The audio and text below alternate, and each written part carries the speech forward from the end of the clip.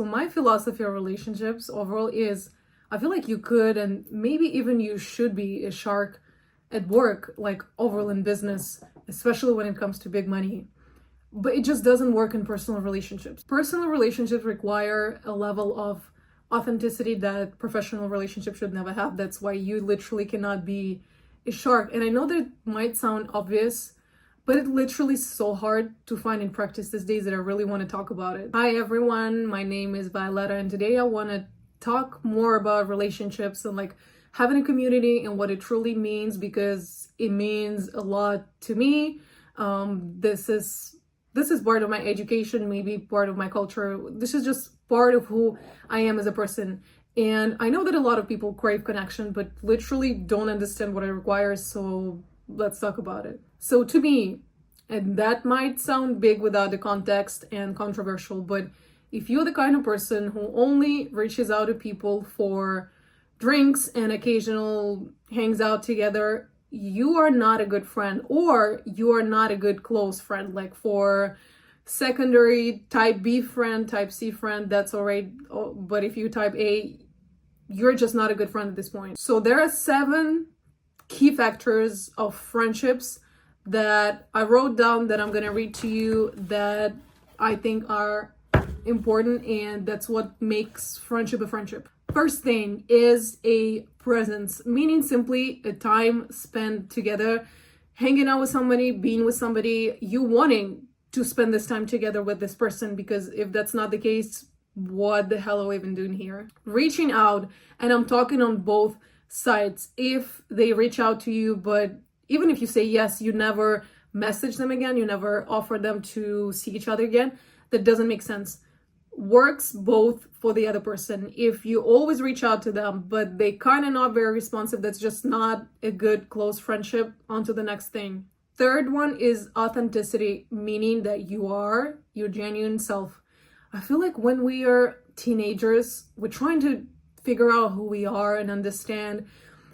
And I remember when I was a teenager, I was even like, oh my God, I'm not supposed to wear this type of clothes because they don't reflect who I am. I'm not supposed to hang out with this type of people. And when you actually start to talk to somebody as a teenager, I'm talking, you put on that mask because you still, maybe you're trying to fit in. Maybe you feel like you don't belong and you have to make this effort. Maybe you're still looking for yourself. But guys, that only works for teenagers. Like as adults, you gotta be authentic, you gotta be true with this other person about who you are, because the second you switch to your true self, they're not gonna like you. Like you're not even gonna like yourself. What's the point of building a relationship with somebody while you're not being yourself?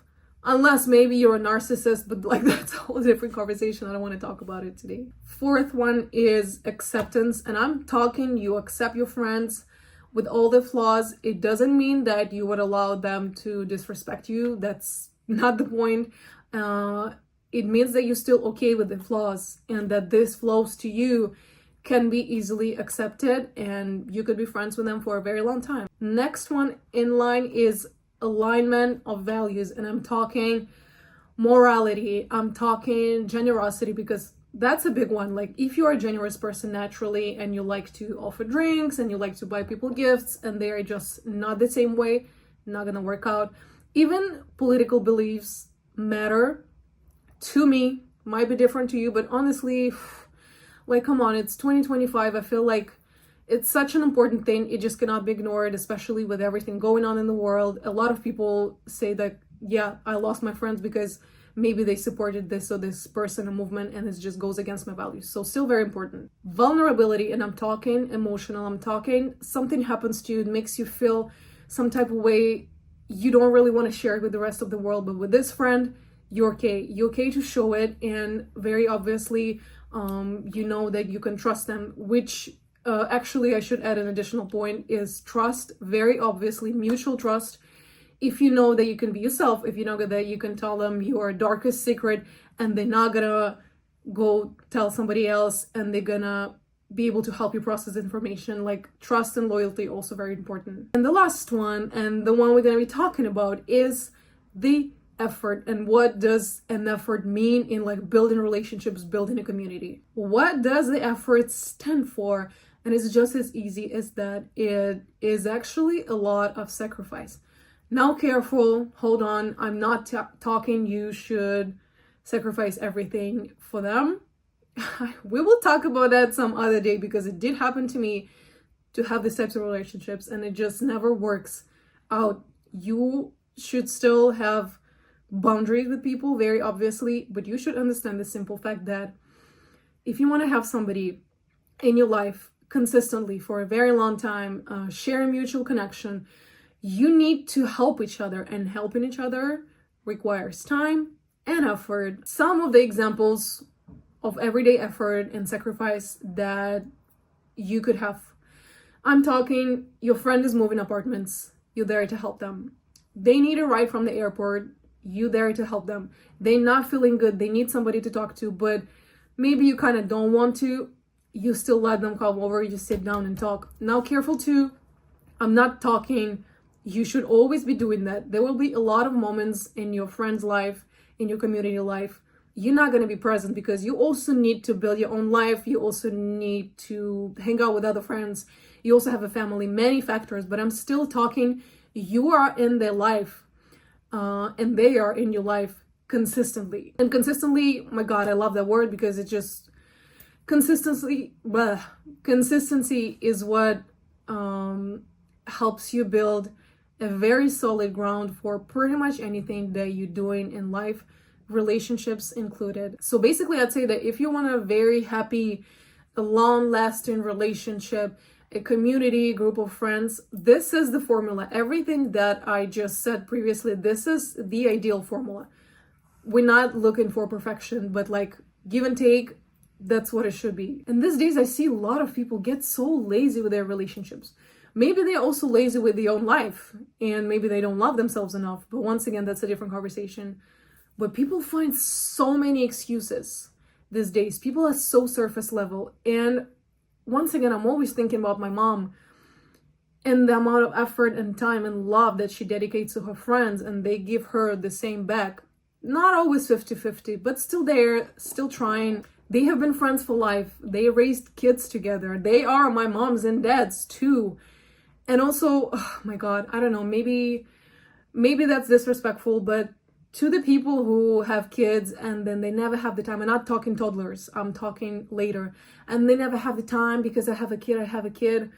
Do you think your kid wants to stay home all the time? When I was a kid, okay, my mom was a single mom, but my mom is a social butterfly, so she needed people and she wanted to be included. She would just bring me everywhere she would go. Like, I am on every single picture of everybody's wedding, celebration, birthday, and it just makes sense to me. I'm not saying that every situation is different, every family is different, but please take out your kids more, like socialize them. That's okay. If these are your friends, if these are your true friends, if you bring a kid over, even if your kid is a little, I don't know, hard these days because he's a preteen or something, they would help you take care of your kid. Like, this is completely fine. These are your friends. Don't stay home because of them. I don't know. Okay, next conversation. And once again, we're talking small things. We're talking birthday celebrations. We're talking just, hey, come over. Let our kids play together. Let's go on a hike. Like, this is what a community does. This is what a group of friends does. They want to be around each other.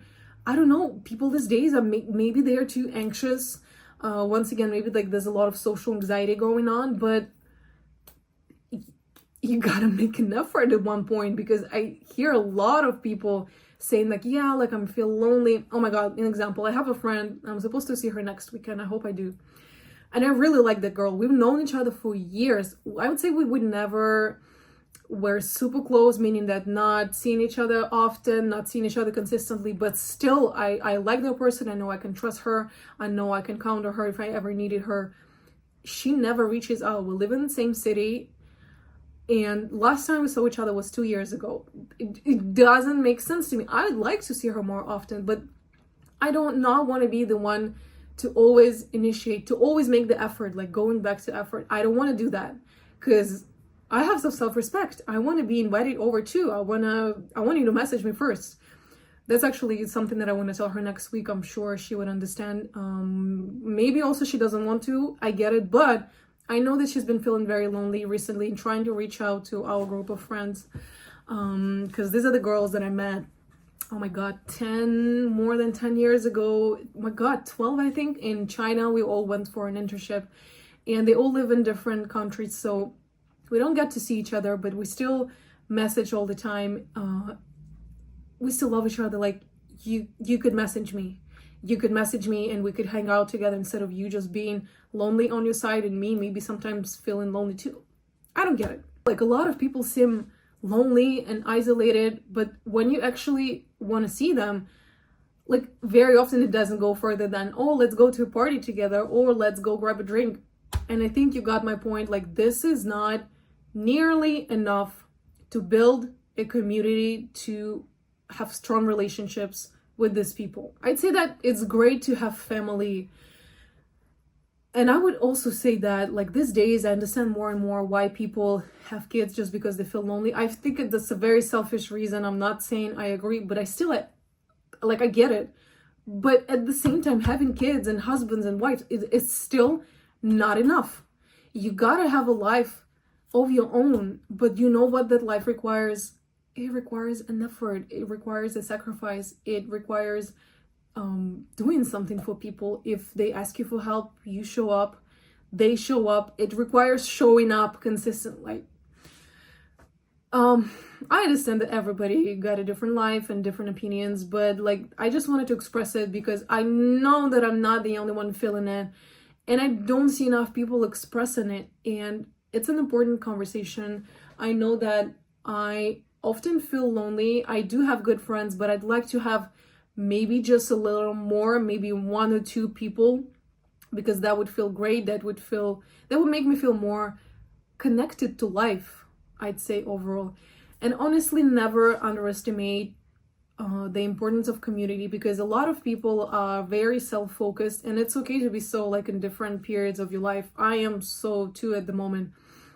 But however much money you have, however beautiful your house is, you need people. You need people around you. You don't necessarily need a lot of people, but you still need a couple of people you can count on, have fun with, and just share your life with. Who are you going to share all this joy with? It's so pretentious to think that it's just going to be alone in your beautiful mansion enjoying your life, because that's not how it happens. So please make the effort, go see people, and also have people make that effort for you. That's very important, to be respected back and to be loved back. And I promise 100% your life is going to feel better, because it does so to me. And once again, we're all humans. We're all pretty much the same.